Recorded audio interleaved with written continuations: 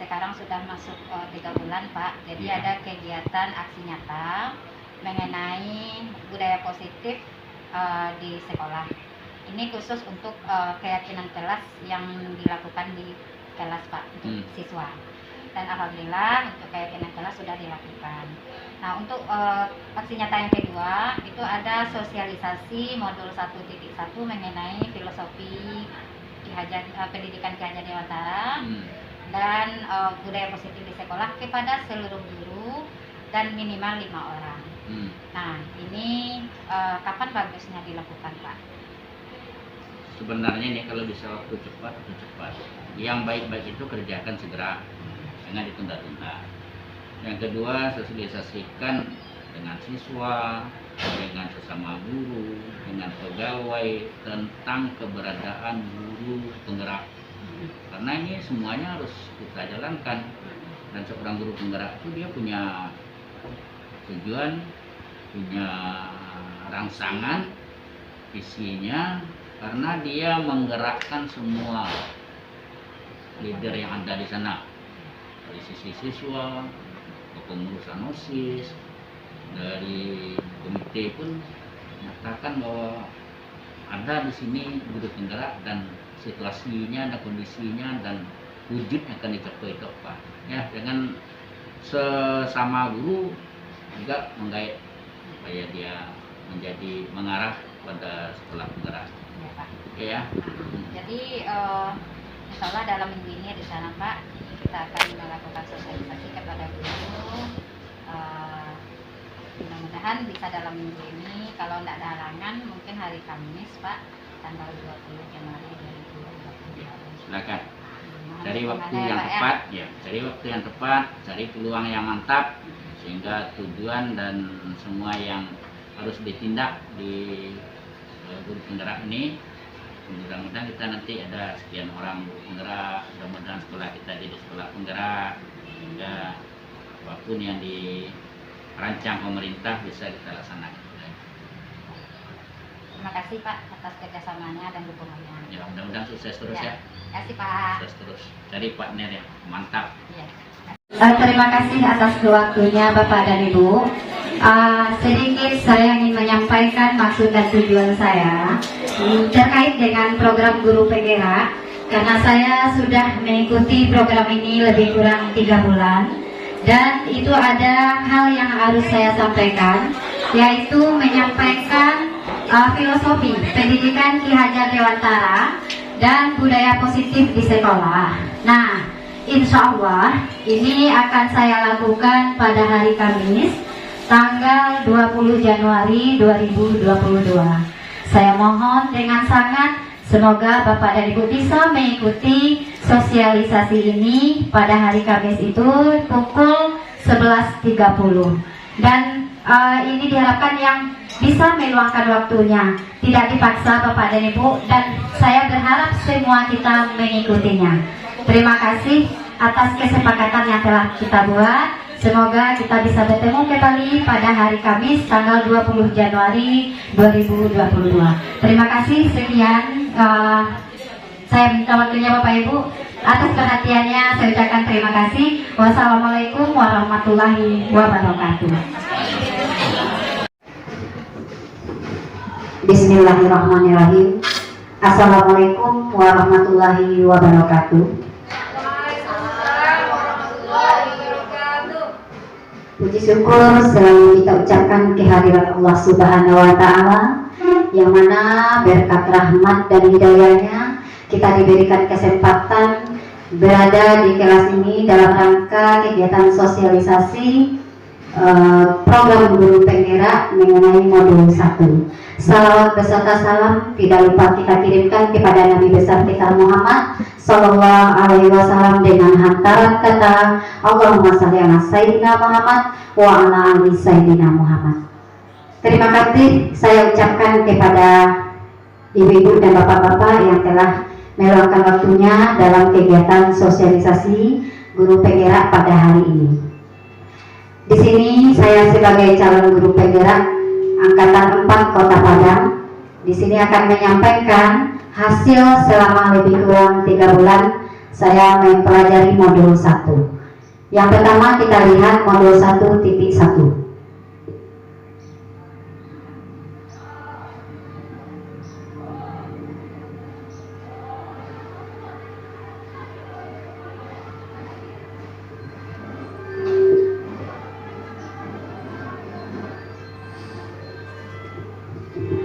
Baik Bapak dan Ibu, di sini pada modul 1.1 kami guru penggerak di sana membahas mengenai filosofi pendidikan Bapak Ki Hajar Dewantara. Mungkin Bapak dan Ibu sudah mengetahui sosok beliau yang mana pendidikan pertama kali itu dicanangkan oleh Bapak Ki Hajar Dewantara. Kemudian kita lihat dasar-dasar pendidikan Ki Hajar Dewantara. Oke. Dasar pendidikan Ki Hajar Dewantara itu sebenarnya kita sebagai pendidik, peran kita adalah menuntun. Secara tidak langsung itu semua sudah kita lakukan. Karena kita di sini berperan untuk menuntun segala kekuatan kodrat yang ada pada anak-anak agar mereka dapat mencapai keselamatan dan kebahagiaan yang setinggi-tingginya, baik sebagai manusia maupun sebagai anggota masyarakat. Ternyata Bapak Ibu luar biasa peran kita sebagai pendidik ini. Kemudian, pendidik itu hanya dapat menuntun tumbuh dan hidupnya kekuatan kodrat yang ada pada anak-anak agar dapat memperbaiki lakunya hidup dan tumbuhnya kekuatan kodrat. Nah, di sanalah peran kita untuk memperbaiki tingkah laku pendidik kita serta tumbuhnya kekuatan kodratnya. Nanti kita lihat bagaimana kekuatan kodrat ini. Kemudian dasar pendidikan Bapak Ki Hajar Dewantara ini ada di sini Ignaso Sungtulodo. Mungkin kita sama-sama sudah sering mendengar bahasa ini. Ingmadio Mangkarso Tut Ului Handayani, yang mana pada intinya tujuan dari pendidikan itu adalah selamat dan bahagia sebagai manusia dan anggota masyarakat. Ignaso Sungtulodo berarti di depan kita ini menjadi teladan. Kemudian Ingmadio Mangunkarso di tengah kita sebagai pemberi semangat, pendorong, dan Tut Ului Handayani kita adalah sebagai pemberi motivasi dan lanjut.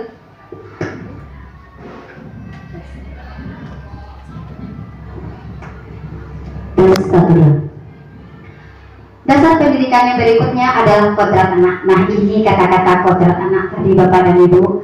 Manusia merdeka adalah manusia hidupnya lahir dan batin, tidak tergantung kepada orang lain, akan tetapi bersandar atas kekuatan dirinya sendiri.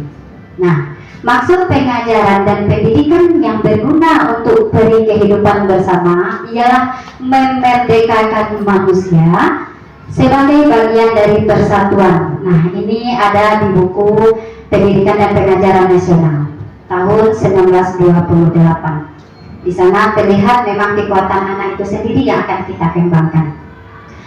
Dasar pendidikan KHD, kodrat anak ini adalah merdeka Bapak dan Ibu, yang mana pengaruh pengajaran itu umumnya memerdekakan manusia atas hidupnya lahir, sedangkan merdekanya hidup batin itu terdapat dari pendidikan.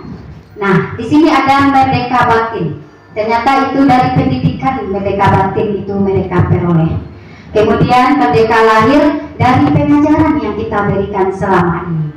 Ini ada di buku Kongres PKI ini. Kemudian, nah, pendidikan yang berpihak kepada anak. Selama ini kita juga telah menerapkan ini dan bebas dari segala ikatan dengan suci hati mendekati sang anak, bukan untuk meminta sesuatu hak. Nah, ternyata untuk mendidik ini kita di sini ada kata-kata menghamba pada sang anak. Mungkin ibu-ibu dan bapak, oh ternyata kita ini menghamba. Saya juga awal-awalnya sedikit bertanya, kenapa kita menghamba? Nah, menghamba ini berarti kita berpihak kepada anak. bukan berarti menghamba seperti kita menghamba kepada penciptanya. Terus, pokoknya pendidikan harus terletak di dalam pangkuan ibu bapak, karena hanya dua orang inilah yang dapat berhamba pada sang anak dengan semurni-murninya. Begitu berat ternyata bapak dan ibu di pundak kita. Dan sebab cinta kasihnya kepada anak-anaknya boleh dibilang cinta kasih tak terbatas. Itu adalah filosofi pendidikan Bapak Ki Hajar Dewantara. Kemudian, nah ini Bapak dan Ibu, berhamba kepada sang anak ini artinya pendidikan yang berpihak atau berpusat serta melayani murid. Kita ini hanyalah melayani murid, pelayan siswa kita. Anak bukan kertas kosong yang bisa didapat sesuai keinginan orang dewasa. Nah, anak lahir dengan kekuatan kontrak yang masih sama-sama. Tujuan pendidikan ini adalah menuntun, memfasilitasi atau membantu anak untuk menyebarkan garis-garis yang samar-samar tadi agar dapat diperbaiki lakunya atau tingkah lakunya untuk menjadi manusia seutuhnya. Itulah yang dikatakan kita sebagai pendidik ini. Berarti kita tidak semena-mena terhadap anak untuk mengisi kondisi kertas kosong tadi. Banyak hal-hal yang harus kita pertimbangkan. Kemudian, untuk menentukan laku anak ini, nah sesuai dengan konteks diri anak, sesuai dengan kemampuan dan potensi yang telah dia miliki. Kita hanya membimbing, mengarahkan untuk bisa dia mengembangkan potensi yang dimilikinya ini sesuai dengan sosial kultural budaya, sosio-kultural budaya kita yang ada di daerah kita sendiri. Kemudian budi pekerti. Nah, dasar pendidikan Ki Hajar Dewantara adalah budi pekerti, yang mana watak, karakter itu adalah bersatunya sebuah gerak, pikiran, perasaan, dan kehendak serta kemauan sehingga menimbulkan tenaga atau semangat seorang siswa kita atau anak didik kita. Nah, di sini budi, artinya adalah pikiran, perasaan, kehendak atau kemauan. Pekerti berarti tenaga. Nah, disinilah peran kita mewujudkan sebuah cita, rasa, karya, dan pekerti serta tenaga sehingga mewujudkan keseimbangan serta keselarasan dalam hidupnya. Nah, ada pada permainan, gamelan, dan menenun. Tanpa kita sadari di sana ada ciptanya, karsanya. Nah, di sana tanpa kita sadari juga kita sudah menerapkan sosial budaya kulturalnya. Baik, kita lanjut. Nah, ya inilah kita sebenarnya Bapak Ibu. Kita ini hanya petani.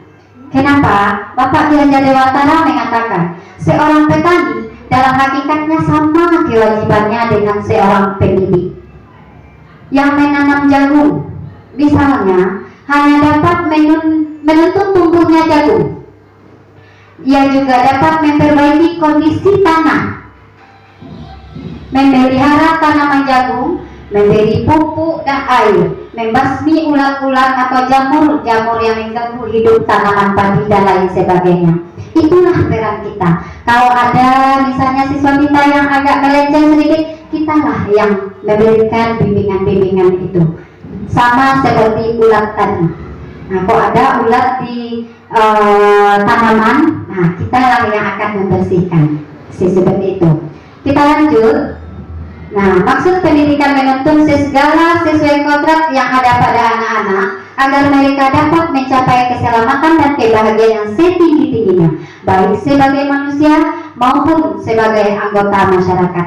Di sini, filosofi pendidikan menurut Ki Hajar Dewantara adalah menuntun. Sementara di abad 21 ini sudah luar biasa Bapak dan Ibu, bersifat kolaborasi, kritis, reflektif, komunikatif, kreatif, dan inovatif. Sudah sangat maju. Kemudian filosofi pendidikan Bapak Ki Hajar Dewantara itu adalah selamat dan bahagia. Nah, well-being, selamat dan bahagia. Oke, ini Ini adalah pada masa lampau kita berpedoman pada filosofi pendidikan KHD atau Ki Hajar Dewantara, yaitu pendidikan yang menuntun. Pada masa ini adalah pendidikan gotong royong, kolaboratif, reflektif, dan kritis. Di masa depan nanti kita menciptakan murid yang humanis, penuh kasih sayang, hati yang bersih dan jujur, yang selamat dan bahagia. Nah, itulah kita lanjut dulu. Oke. 8 refleksi filosofis pendidikan Ki Hajar Dewantara. Nah, ini kata kuncinya. Guru dan murid berkolaborasi untuk menginisiasi, menciptakan kedalaman, rasa takjub dan kasmaran spiritual, intelektual, dan sosial untuk mencapai keselamatan dan kebahagiaan sebagai manusia. Siswa dan guru merdeka belajar, yang berkolaborasi bersama menggali dan mengembangkan potensi siswa dan mengakomodasi karakteristik masing-masing untuk mewujudkan student well-being. Nah, yang selamat dan bahagia. Nah, itu adalah pada modul 1.1 mengenai filosofi Ki Hajar Dewantara. Kita lanjut yang kedua.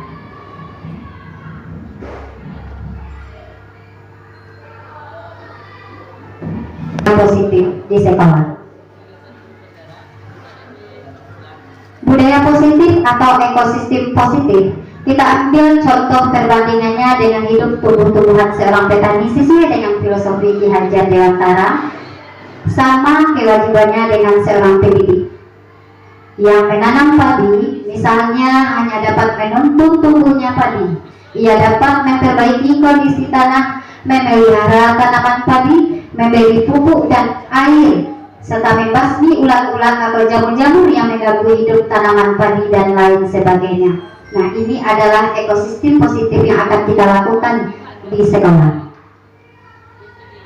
Perubahan paradigma stimulus respon, ini ada namanya teori kontrol. Nah, stimulus respon, kita selalu berasumsi bagaimana kita mencoba mengubah orang agar berpandangan sama dengan kita. Itu adalah stimulus respon. Sementara pada teori kontrol, kita berusaha memahami pandangan orang yang lain tentang dunia. Kemudian, perilaku buruk dilihat sebagai suatu kesalahan, itu adalah stimulus respon. Nah, di teori kontrol, semua perilaku memiliki tujuan. Orang lain bisa mengontrol saya, itu adalah stimulus respon. Hanya Anda yang bisa mengontrol diri Anda, itulah teori kontrol. Dan sampai saya bisa mengontrol orang lain, Anda tidak bisa mengontrol orang lain.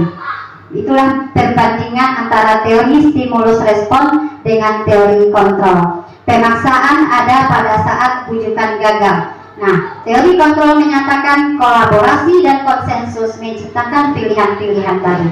Dan model berpikir menang atau kalah. Nah, di sini model berpikir menang-menang, tidak ada yang kalah. Kita lanjut, makna disiplin. Berasal dari bahasa Latin disiplina, yang artinya belajar. Makna asal dari kata ini berkonotasi dengan disiplin diri dari murid-murid Socrates dan Plato. Disiplin diri membuat orang menggali potensinya menuju sebuah tujuan apa yang dia hargai. Namun, dalam budaya kita, makna kata disiplin telah berubah menjadi sesuatu yang dilakukan seseorang pada orang lain untuk mendapatkan kepatuhan. Kecenderungan umum adalah menghubungkan kata disiplin dengan ketidaknyamanan, bukan dengan apa yang kita hargai atau pencapaian suatu tujuan mulia. Nah, rata-rata kita selalu mengatakan disiplin ini dia harus mematuhi. Baik, lanjut.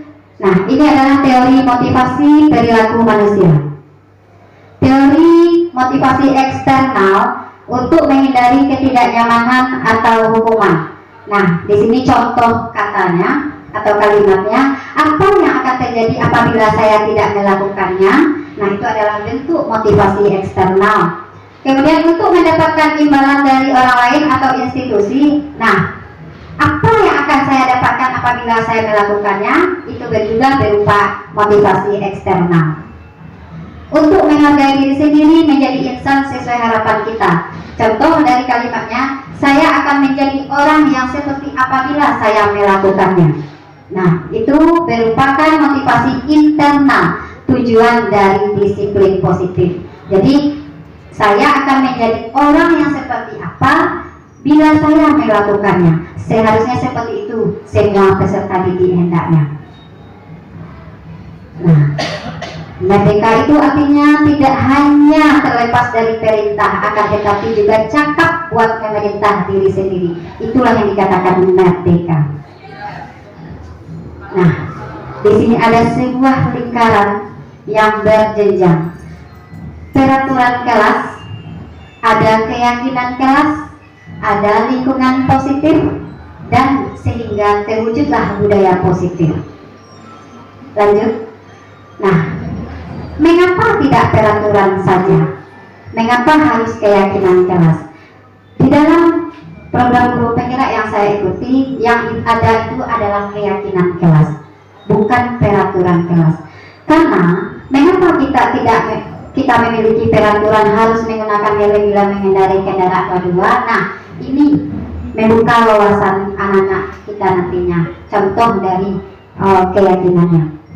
Mengapa kita memiliki peraturan 3M, menggunakan masker, mencuci tangan, dan menjaga jarak 1,5 meter? Nah, itu contoh kalimat-kalimatnya.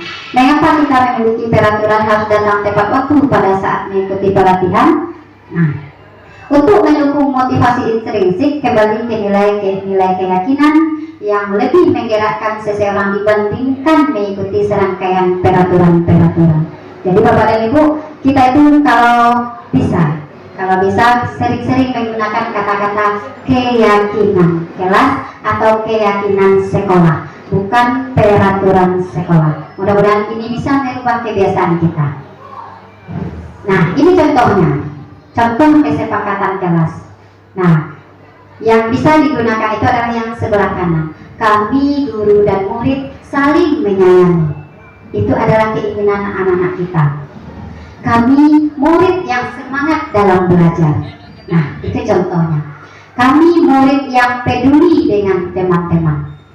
Nah, itu diharapkan seperti itu yang semestinya bisa kita lakukan. Karena tidak berupa keterpaksaan dari anak-anak kita semua. Lanjut.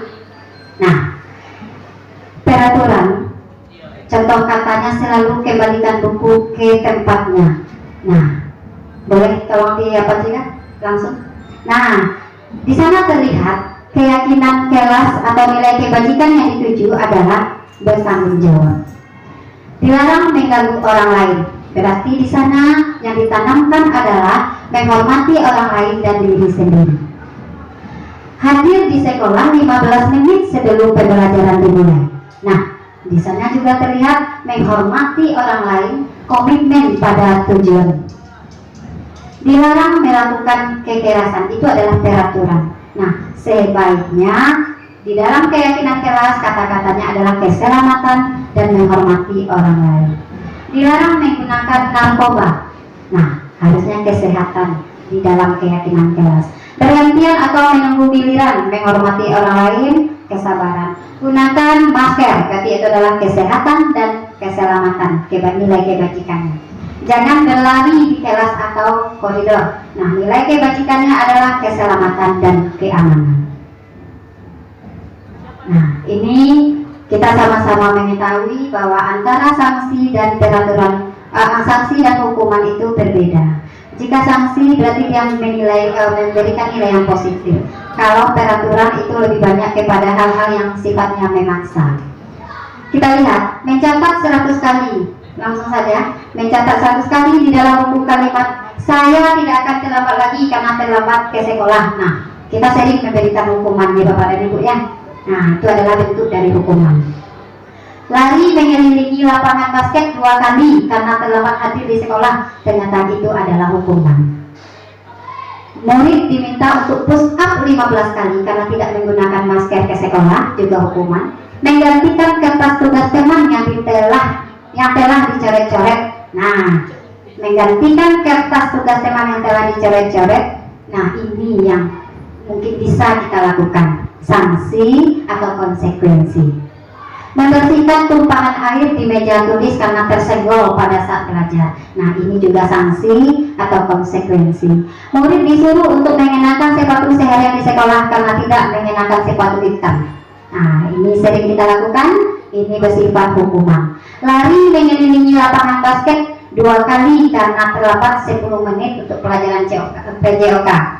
Nah, ini adalah sanksi atau konsekuensi. Di sana terlihat perbedaannya secara langsung, kita apakah sudah memberikan hukuman atau sanksi. Lanjut. Nah, hukuman itu bersifat menyakitkan dan membuat anak sakit baik secara fisik maupun hati untuk jangka waktu yang lama. Kemudian, anak juga membenci kedisiplinan. Bersifat paksaan, mendorong anak menyakiti dirinya sendiri. Konsep dirinya sangat buruk. Anak belajar untuk menyembunyikan kesalahan. Kemudian hukuman ini bersifat marah, rasa bersalah, dipermalukan, merasa tak dihargai. Itu adalah dari hukuman. Jika sanksi, nah sesuatu harus terjadi, membuat anak merasa tidak nyaman dalam jangka waktu yang pendek. Itu bedanya. Anak menghargai disiplin. Anak juga memiliki stimulus serta ketanggapan, mendorong anak agar mudah menyesuaikan diri, konsep dirinya bagus, anak belajar untuk mematuhi peraturan, kehilangan hak, dibuat tidak nyaman, diasingkan, tapi hanya untuk sementara. Itulah perbedaan dari hukuman dan sanksi. Nah, kebutuhan dasar manusia ada 5, yaitu penguasaan, kebebasan, kesenangan, cinta, kasih sayang, dan survival. Ini artinya kebebasan yang dia ingin mengembangkan kemampuan yang dimilikinya. Lanjut. Nah, 5 posisi kontrol. Di sini ada 5 posisi kontrol yang perlu kita ketahui bersama, yaitu sebagai penghukum, membuat orang merasa bersalah, sebagai teman, sebagai pemantau, dan sebagai manajer. Berdasarkan kami di Guru Penggerak ini, yang menurut kami itu yang baik adalah sebagai manajer. Karena jika ada siswa misalnya melakukan hal yang melanggar peraturan atau keyakinan kelas kita, maka kita mengajukan hanya pertanyaan-pertanyaan.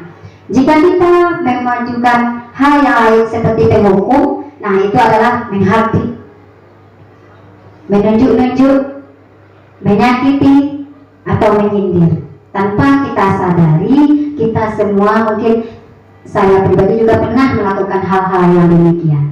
Atau misalnya membuat orang merasa bersalah, berceramah dan mengatakan seharusnya dan ibu kecewa dengan kamu. Atau kita bisa menjadi teman, membuat alasan-alasan untuk murid. Dan pemantau, yaitu menghitung dan mengukur seperti hukuman-hukuman atau sanksi yang kita berikan. Lanjut. Nah, disinilah peran kita bisa melakukan restitusi namanya, yaitu proses menciptakan kondisi bagi murid untuk memperbaiki kesalahan mereka. Di sanalah muncul restitusi, sehingga mereka bisa kembali pada kelompok mereka dengan karakter yang lebih kuat.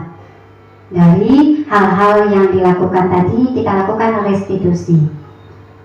Nah, ciri-cirinya, restitusi ini bukan untuk menebus kesalahan, namun untuk belajar dari kesalahan. Kedua, memperbaiki hubungan. Nah, misalnya ada anak-anak kita yang berkelahi, di sana kita bisa lakukan restitusi. Tawaran bukan paksaan. Nah, misalnya misalkan kita lakukan restitusi. Nah, kemudian restitusi menuntun untuk melihat ke dalam diri apa yang telah dia lakukan. Kemudian restitusi mencari kebutuhan dasar. Nah, tadi ada 5 kebutuhan dasar. Kadang-kadang kita menemukan siswa di dalam kelas itu usil. Nah, dia butuh apa itu Bapak dan Ibu? Tapi dia butuh cinta dan kasih sayang kita. Nah, kemudian restitusi fokus pada restitusi diri adalah cara yang paling baik. Memang ini yang cara yang paling baik karena saya sudah pernah mencobakan. Restitusi fokus pada karakter, bukan tindakan. Pembentukan karakter. Restitusi juga fokus pada solusi. Bagaimana kita memberikan solusi dari hal yang dia lakukan kesalahannya itu.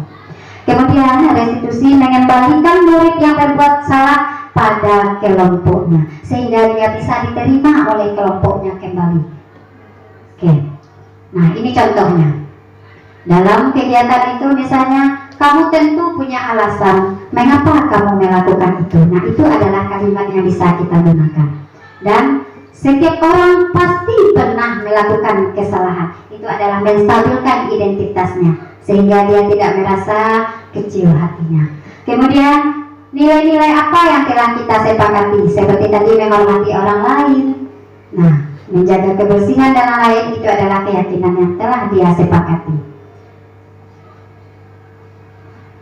Oke. Nah, ini kata kunci terakhir.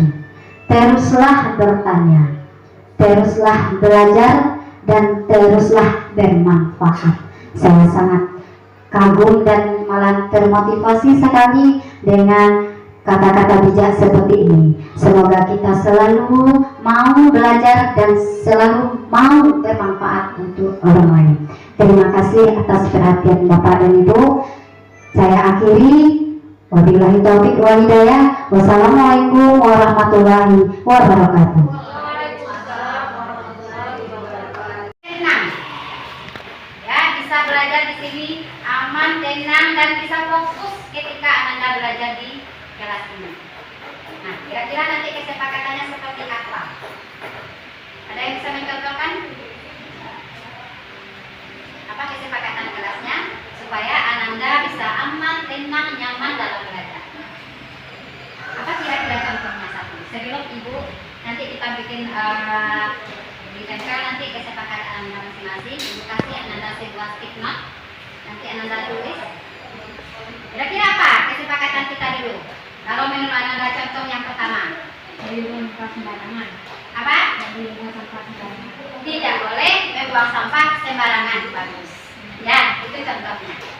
Berarti supaya Ananda tenang, nyaman dalam belajar, otomatis kelasnya harus bersih. Ya. Nah, itu contoh dari keyakinan kelas atau kesepakatan kelas yang akan kita nanti buat. Oke, tolong Ibu dulu Raja dan Fairuz kita pajang ini kan. Iya, Bro. Tahan ini dulu. Oke, terima kasih Raja sama Fairuz, silakan kembali. Sebelum dibagikan kita tulis di sini.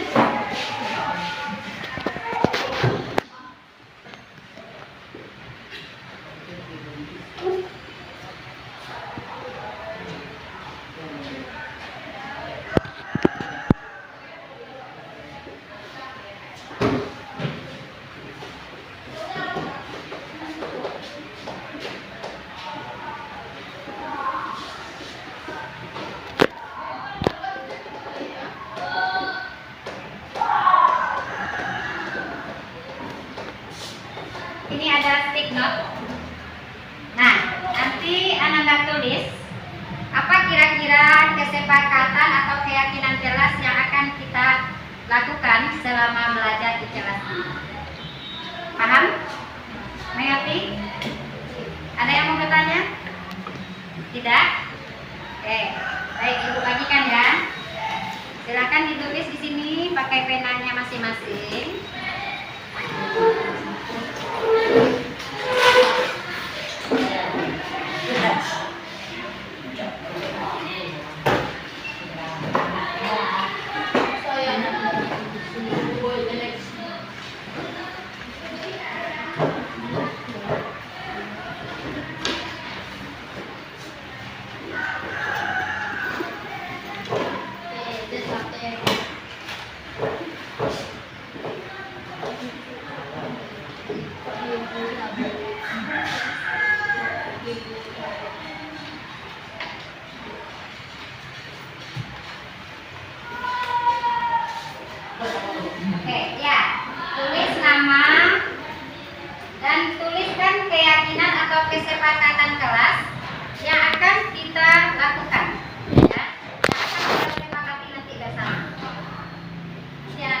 tidak menempel ke depan.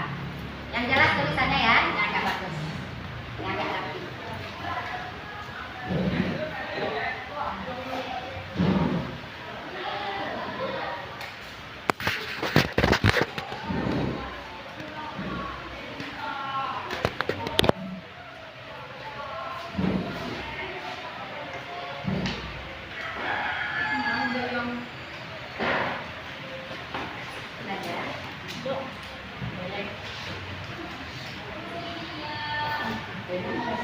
Ya, jadi keyakinan keras atau kesepakatan kita bersama supaya anak nyaman dalam belajar dan tenang dan bisa mengikuti pelajaran dengan baik. Apa kira-kira keyakinannya nanti? Ya, sudah selesai? Oke. Bagi yang sudah selesai, silakan nak ditempel di sini. Silakan Aini. Ini kan ada labelnya itu langsung.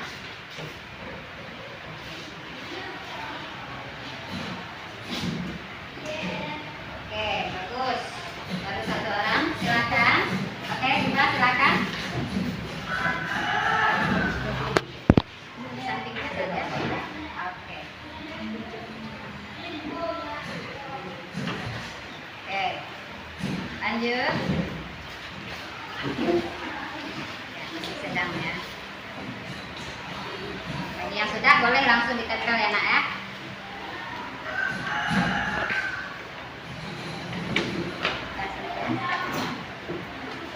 Boleh.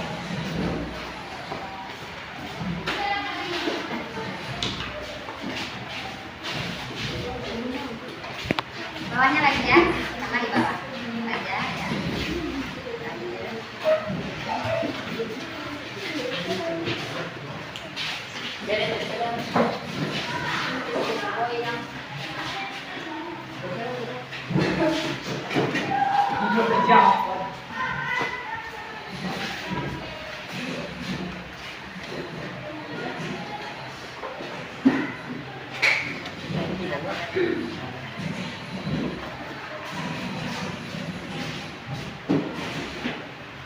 Oke, sudah selesai semuanya? Tidak ada lagi? Baik. Ya, kita ada jumlahnya 6. Ya, 10 ya. 2, 6, 5, 4. Ya. Nah, kita baca nanti ya satu persatu. Apa sih kesepakatan atau keyakinan kelas yang telah Ananda tempelkan di sini? Yang pertama, ini dari Syarifah Aini ya. Kesepakatan yang diinginkan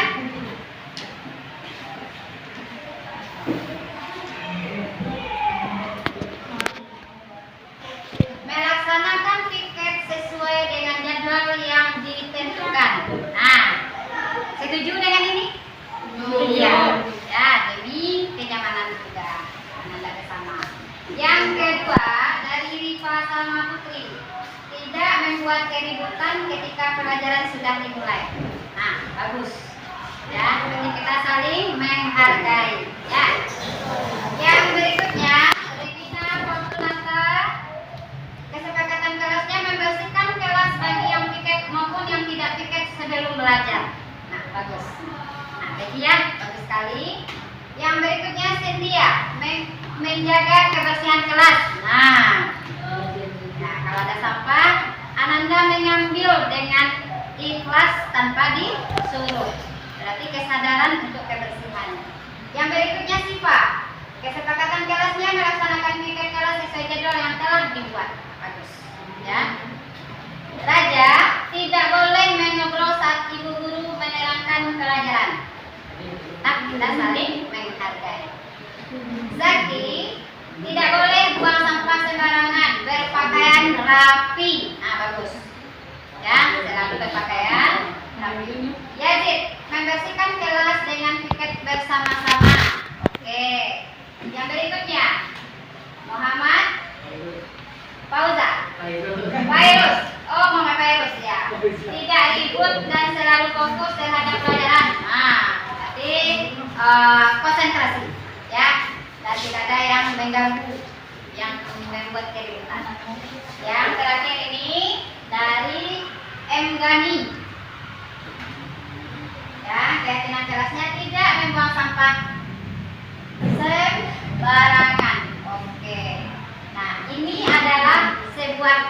kesepakatan kita bersama. Kesepakatan ini bukan untuk apa? Tidak untuk dilanggar, untuk kita lakukan supaya Ananda terciptanya kondisi belajar yang menyenangkan, yang kondusif selama Ananda belajar di kelas ini.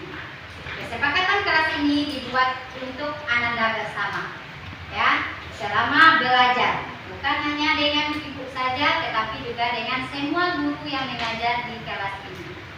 Sepakat dengan ini? Oke, karena ini sudah disepakati, nanti ibu tanda tangan di bawahnya. Ibu adalah sebagai wali kelas, ya.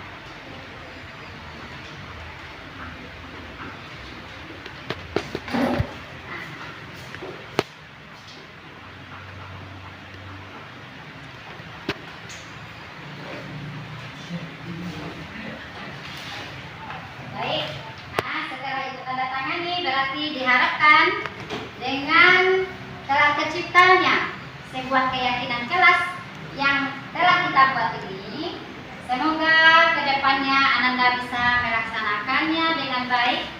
Ingat, tadi bukan untuk kita langgar, untuk kita jalani sesuai dengan apa yang telah kita buat ini.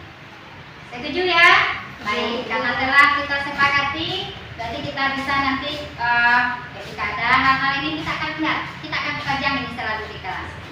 Ya, baik Ananda, baiklah. Karena telah selesai kita membuat kesepakatan atau keyakinan kelas, mudah-mudahan kita bisa mengikuti nanti Ananda sebagai pelajar nyaman dan tenang ketika mengikuti pelajaran dengan guru siapapun. Terima kasih. Itu saja. Wabillahi taufiq wal hidayah. Wassalamualaikum warahmatullahi wabarakatuh. Waalaikumsalam warahmatullahi wabarakatuh.